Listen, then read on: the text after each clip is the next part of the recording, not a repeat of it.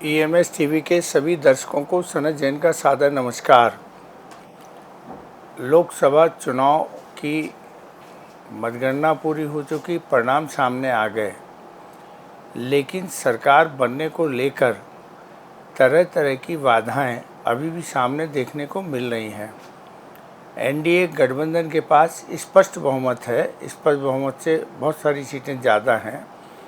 लेकिन जो एनडीए घटक दल हैं उनमें जो टीडीपी है और जनता दल यू है, इनने जिस तरीके की मांग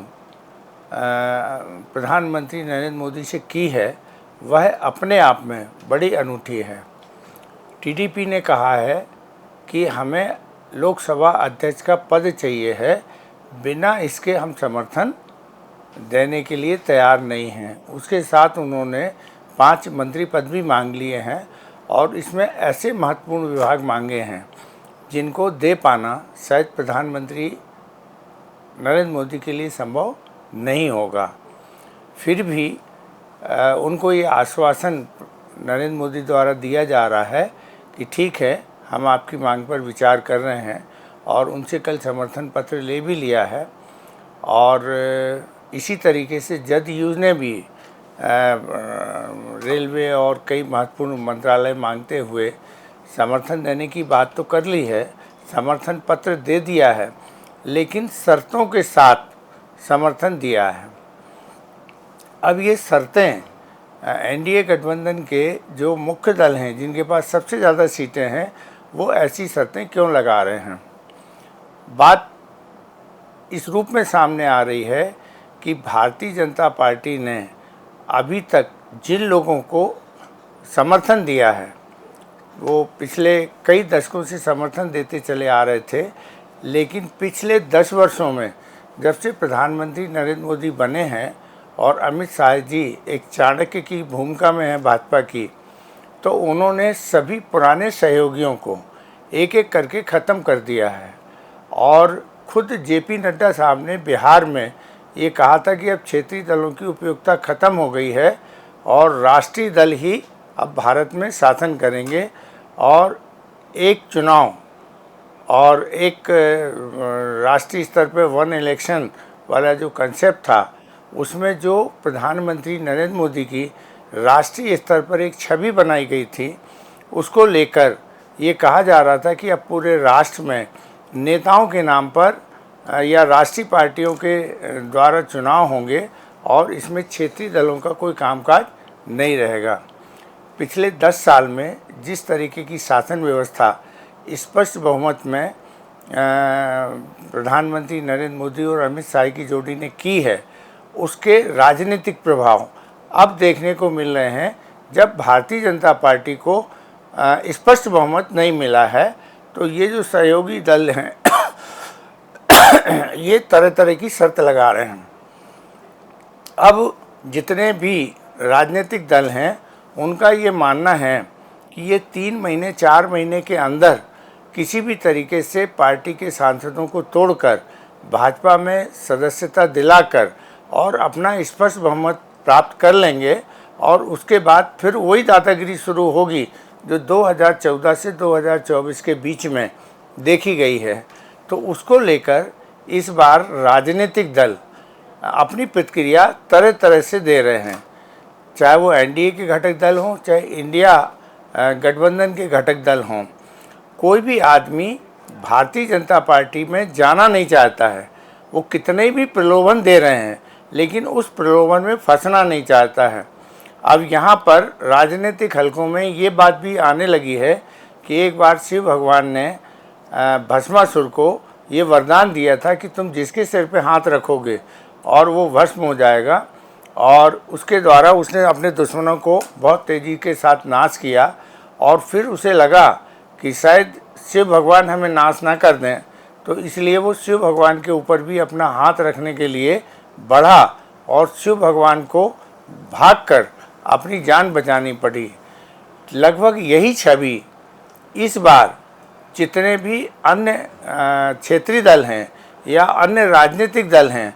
और जो सांसद हैं, वो यह मान के चल रहे हैं कि यदि एक बार इनकी सरकार प्रधानमंत्री नरेंद्र मोदी की बन गई तो फिर हमारा वजूद बना रहना संभव नहीं होगा। जैसे ही इस पर बहुमत पाएंगे तो फिर अपनी मनमानी करेंगे और हमको निस्त नाबूद कर देंगे। तो ये छवि, भस्मासुर की छवि, पहली बार भारतीय जनता पार्टी के नरेंद्र मोदी और केंद्रीय नेतृत्व के बारे में राजनीतिक दलों के नेता और सांसद सोचने लगे हैं, जिसके कारण कोई उनसे अब जुड़ना नहीं चाह रहा है। वो पैसे भी देने तैयार है, पद भी देने तैयार है, मंत्री पद भी देने तैयार हैं, लेकिन सब लोग अपनी अपनी सुरक्षा की बात पहले सोच रहे हैं कि हम कैसे सुरक्षा अपनी कर सकते हैं। इसके लिए टीडीपी ने अपनी जो शर्त रखी है कि जब अटल जी की 5 साल सरकार चली थी, उस सरकार में लोकसभा अध्यक्ष का पद टीडीपी के पास था और बाल योगी साहब लोकसभा के अध्यक्ष थे। तो ऐसे ही उन्होंने अपनी बात रखने के लिए कि यदि कोई दल बदल का ऐसा कोई मामला आता है और कोई भी चीज़ें होती हैं तो वो लोकसभा अध्यक्ष का पद टीडीपी भी मांग रही है और उसी तरीके की मांग जदयू भी करने लगी है। जिस तरीके से पिछले 10 सालों में शासन चला है, उसमें बाहर वालों से कम खतरा प्रधानमंत्री नरेंद्र मोदी को है, लेकिन अपने वालों से ही ज़्यादा खतरा नज़र आ रहा है। पहले 2014 से 2019 के बीच में ये कहा गया कि जिन लोगों की उम्र 75 साल की हो गई है, उन्हें राजनीतिक संन्यास ले लेना चाहिए और उनको हम मार्गदर्शक मंडल में शामिल करेंगे। तो बहुत सारे जो भारतीय जनता पार्टी के वरिष्ठ नेता थे, उन सबको घरों में बैठा दिया गया था। अब उसके बाद जिन लोगों को पार्टी में 2019 से 2024 के बीच में पूरी तरह से संघ में भी और सब जगह एक तरह से पार्टी में नरेंद्र मोदी साहब का और अमित शाह साहब का पूरा संगठन, चाहे वो राष्ट्रीय स्वयंसेवक संघ का हो या भाजपा संगठन हो, ये 2 व्यक्ति ही सारे निर्णय लेते थे और इन्हें कोई चुनौती देने की स्थिति नहीं होती थी, जिसके कारण जो क्षेत्रीय नेता भारतीय जनता पार्टी के अपने अपने राज्यों में बहुत महत्वपूर्ण थे, बहुत पावरफुल थे, धीरे धीरे करके उनको भी घरों में बिठा दिया गया। बात हो राजस्थान की तो वसुंधरा राजे सिंधिया जो पूर्व मुख्यमंत्री थी और उनका राजस्थान में बड़ा वर्चस्व था, लेकिन जब 2024 का चुनाव हुआ तो उन्हें नेपथ्य में डालने का पूरा काम केंद्रीय नेतृत्व ने किया था। मध्य प्रदेश के विधानसभा चुनाव में जिस तरीके की मेहनत मुख्यमंत्री शिवराज सिंह चौहान ने की थी और बहुमत से 2024 में 2023 में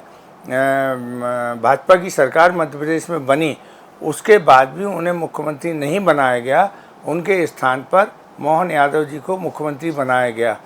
तो कहने का आशय ये है कि आज की तारीख में बाहर की पार्टियों से तो जो राजनीतिक दलों से तो